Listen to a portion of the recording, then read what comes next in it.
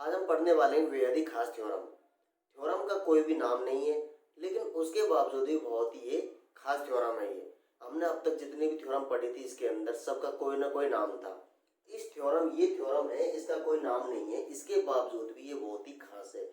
और सबसे मजे वाली बात तो ये है कि ये एग्जाम के अंदर और आती है, तो इसलिए भी बहुत ज्यादा खास हो जाती है। ये थ्योरम क्या कहती है कि किसी भी बोलिए बीजगणित में, हम बीएससी बोले बीज गणित पढ़ रहे हैं, हमने देखा था कि 0 1 0 1 इन्हीं के इर्द गिर्द घूम रहे थे, इन्हीं की बात कर रहे थे। तो ये थ्योरम कहती है किसी भी बोले बीज गणित में यथार्थ केवल तीन अवयव, तीन भिन्न भिन्न अवयव नहीं हो सकते। थ्योरम क्या कह रही है कि किसी भी बोले बीज गणित के अंदर तीन भिन्न भिन्न अवयव नहीं हो सकते। इसका कहने का मतलब ये है कि अब तक हम क्या पढ़ते आए हैं कि 0 और 1 के बारे में पढ़ते आए हैं। जितनी भी थ्योरम्स देखी थी, क्वेश्चन देखे थे, क्वेश्चंस तो हम अगले उसमें करेंगे, लेकिन जितनी भी थ्योरम्स देखी थी, डेफिनेशन देखी थी, कहीं ना कहीं हम केवल इन दो के भी इर्द गिर्द ही घूम रहे थे। ये थ्योरम कहती है कि इन दो के अलावा यदि दो एलिमेंट है, इन दो एलिमेंट के अलावा यदि कोई तीसरा एलिमेंट है, माना कि ए मान लिया, तो किसी भी बूलियन बीजगणित के अंदर तीन भिन्न भिन्न अवयव नहीं हो सकते। ये थ्योरम ये कहना चाहिए और इसको हमको प्रूफ करके दिखाना है कि भाई जो ये स्टेटमेंट है थ्योरम का ये सही है।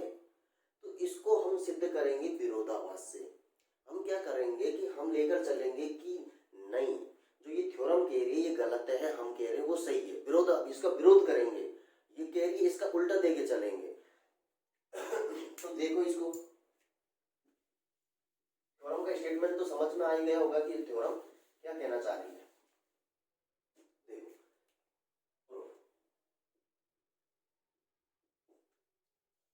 माना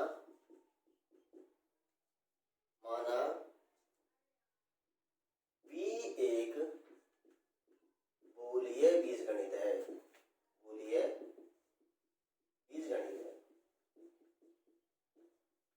ये हमने मान लिया कि B क्या है, बूलिय बीजगणित है।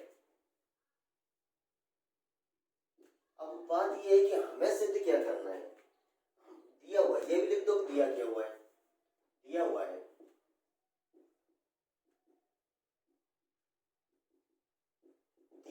है किसी भी बूलिय बीजगणित में यथार्थ तीन अवयव भिन्न भिन्न नहीं हो सकते।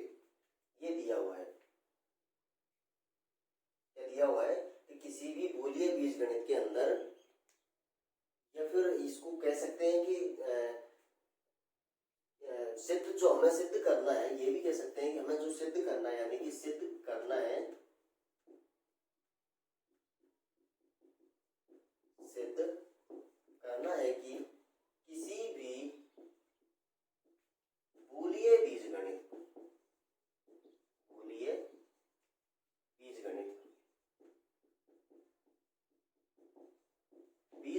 में यथार्थतः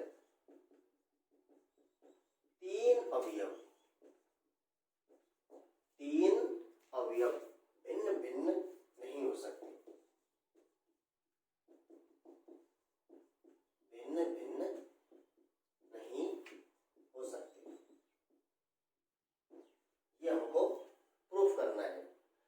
अब इसको प्रूफ करेंगे हम विरोधाभास से। जाहिर सी बात है, जहां विरोधाभास से सिद्ध करते हैं तो उसका विरोध करते हैं, जो हमको स्टेटमेंट दिया होता है उसका हम उल्टा लेके चलते हैं। तो इसको हम विरोधाभास से सिद्ध करेंगे, इसको हम विरोधाभास से सिद्ध करेंगे।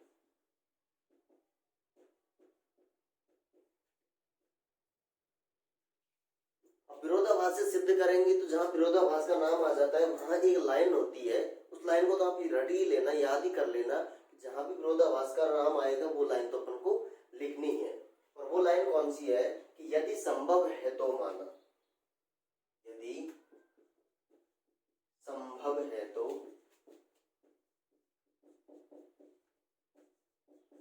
यदि संभव है तो माना किसी भी बूलिय बीजगणित में,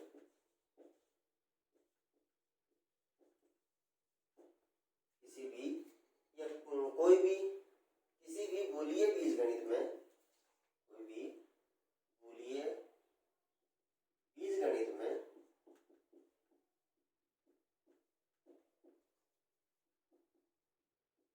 तीन अवयव A 0 तथा 1 है। यदि संभव है तो माना किसी भी बूलियन बीजगणित के अंदर तीन अवयव A 0 और 1 है। हमने तीन अवयव ले लिया। स्टेटमेंट क्या कह रहा था कि तीन अवयव किसी भी बूलियन बीजगणित के अंदर तीन भिन्न भिन्न अवयव, अलग अलग अवयव नहीं हो सकते, लेकिन हम इसका विरोध कर रहे हैं। हम कह रहे हैं कि नहीं, किसी भी बूलियन बीजगणित के अंदर तीन अवयव हो सकते हैं और वो तीन अवयव A 0 और 1 ये हमने मान लिया। अब यदि हमने इन तीनों को अलग अलग दिखा दिया तो हम कह सकते हैं कि हमने जो माना है वो हमारा सही है, कि भाई साहब तुमने जो बोल रखा है ना ये गलत है। और यदि हमने जो सिद्ध किया ये तीन अवयव भिन्न भिन्न नहीं आए तो हम कह सकते हैं कि भाई साहब माफ करो, हम जो ये लेके चले ना, जो आपका विरोध कर रहे हैं, आपका जो विरोध कर रहे हैं, हम ये अलग अलग लेके चल रहे हैं ना, वो हम गलत लेके चल रहे हैं, हम क्षमा प्रार्थी हैं, ये लिख देंगे लास्ट में और कह देंगे कि जो तुमने बोला है वो तुम ही सही हो। तो ये हमने तीन अवयव ले लिए A 0 और 1। इसकी फिर तीन कंडीशंस बनती है। तब A का पूरक A डैश, A का पूरक अवयव A डैश के समक्ष, A पूरक अवयव A डैश के समक्ष तीन परिस्थितियां उत्पन्न होती है।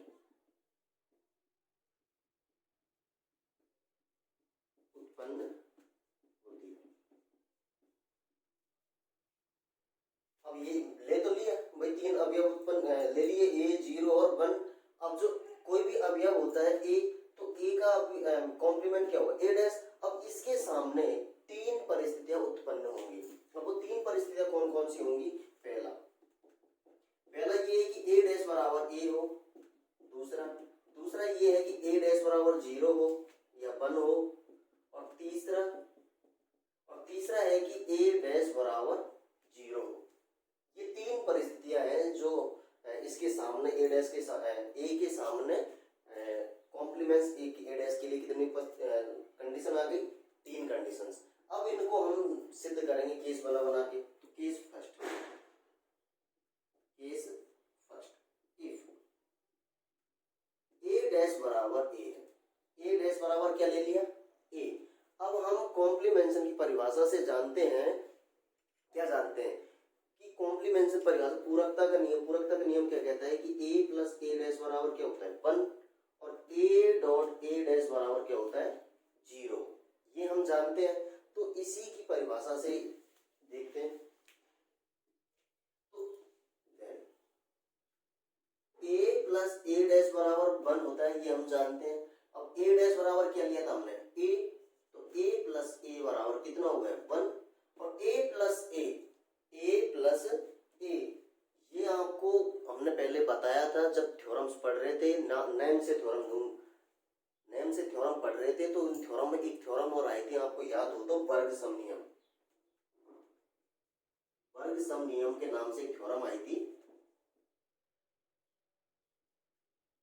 वर्ग सम नियम से क्या कहता है कि A प्लस A हो, यदि ऐसी कंडीशन होती है तो A प्लस A का मान A के बराबर होता है।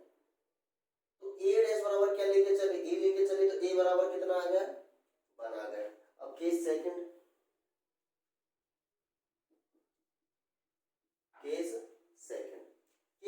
क्या कह रहा है कि A डैश बराबर 1 लेके चलो। इफ A डैश बराबर 1, अब A डैश बराबर 1 लिया तो then A plus A dash बराबर क्या होता है? 1। A प्लस A डैश बराबर क्या होता है? 1। अब A प्लस A डैश बराबर 1 होता है तो A डैश की वैल्यू कितनी है? 1 बराबर क्या होगा? 1। A डैश बराबर तो ले लिया हमने 1, तो A प्लस A बराबर क्या होगा? 1। ये आ गया। और A प्लस 1 बराबर क्या होता है? A होता है। ये हम जानते हैं तत्समक नियम से। कौन सा नियम से? तत्समक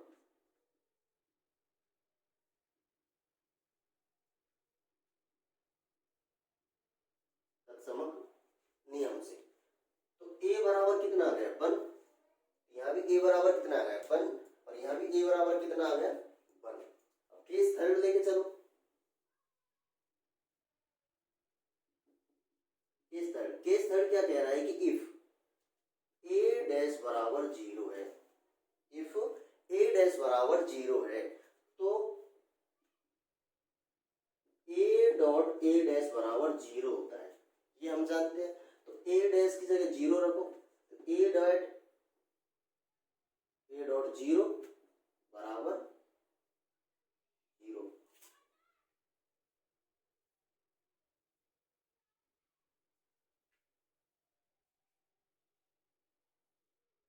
इस जगह ये लेके चलो अपने डॉट प्रोडक्ट में, इसके अंदर डॉट लेके चलो, dot A dot A dash ये होता है, ये हम जानते हैं। तो ए डॉट ए डैश बराबर क्या है 1, तो ए डैश की वैल्यू कितनी रख दी 1, तो ए डॉट 1 बराबर क्या होता है 1 होता है।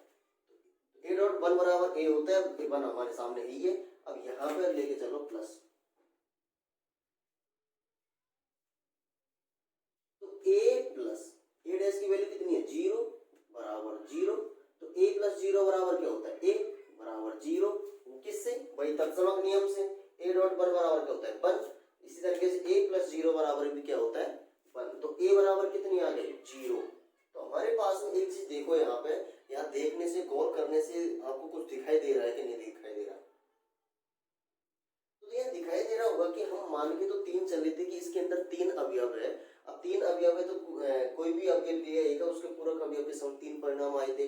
अब यहाँ देखा कि ए बराबर 1 आ रहा है, 1 बराबर 1 आ रहा है, या ए बराबर 0 आ रहा है, तो हम कह सकते हैं कि जो उपरोक्त तीनों के तीनों परिस्थितियां हैं या कंडीशंस हैं वो सब के सब क्या है गलत है। अतः यानी कि यहाँ क्या सिद्ध हो गया कि हम जो ये लेके चले थे ना, विरोधाभास करके चले थे, यदि संभव है तो माना किसी भी खुले बीजगणित में 3 अवयव है, 1 0 और 1, ये 3 लेके चले थे, लेकिन हमने यहाँ दिखा दिया कि 3 नहीं है, तो जो ये मानना है ये क्या है गलत है। अतः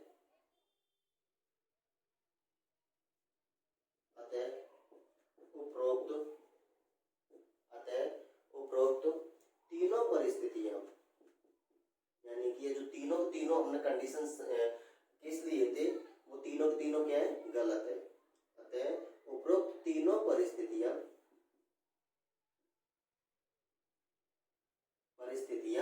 क्या है असत्य है।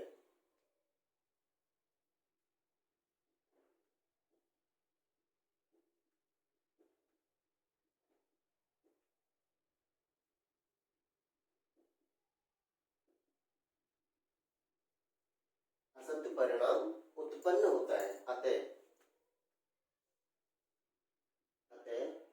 हमारी जो अभिधारणा थी या परिकल्पना थी, अतः हमारी परिकल्पना असत्य, अतः हमारी परिकल्पना क्या है असत्य। असत्य परिकल्पना मतलब हमने जो मान के चले थे, जबरदस्ती माना था, कोई मतलब नहीं था, उसके बाद भी हमने मान लिया, लेकिन मान लिया प्रूव करके देख रहे भाई हमने जो माना वो गलत माना और हम सही है, अब एक्सेप्ट कर रहे हैं। तो एक्सेप्ट कर लिया तो क्या है भाई तुम ही सही हो, तो ये बात भी लिख दो तुम ही सही हो, लिख दिया भाई हमने जो परिणाम हमारा लिया था वो गलत उत्पन्न हो गया, परिणाम तो असत्य हो गया, असत्य हो गया तो हमारी परिकल्पना भी असत्य हो गई, झूठी हो गई। अब झूठी हो गई तो क्या इसका कहने मतलब क्या हुआ, इसका मतलब हुआ कि भाई झूठी हो गई तो हम झूठे हैं तो सत्य कौन हुआ तुम ही हुआ, तो लिख दो इस चीज को। अतः हम कह सकते हैं कि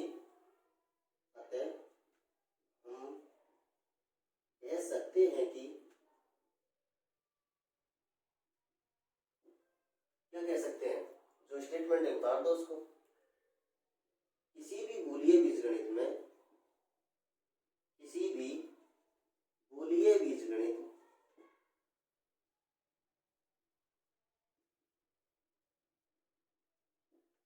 बीजगणित में यथार्थतः 3 अवयव भिन्न भिन्न नहीं हो सकते, 3 अवयव भिन्न भिन्न नहीं हो सकते।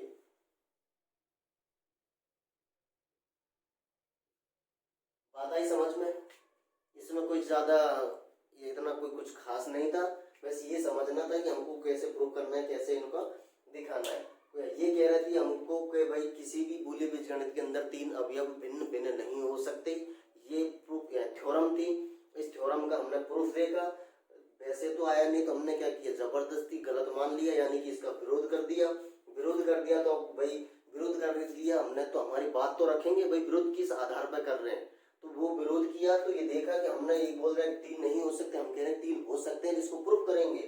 हमने प्रूफ किया, प्रूफ करने के बाद अब पता चला कि भाई तीन तो नहीं हो सकते, वाकई में जो ये स्टेटमेंट है वो सही कह रहा है। सही कह रहा है तो हमने हमारी गलती स्वीकार कर ली, यानी कि वो तीनों परिस्थितियों में जो असत्य परिणाम उत्पन्न होता है, अतः हमारी परिकल्पना या अवधारणा थी जो मानी थी हमने, वो क्या हो गई, टोटली गलत हो गई।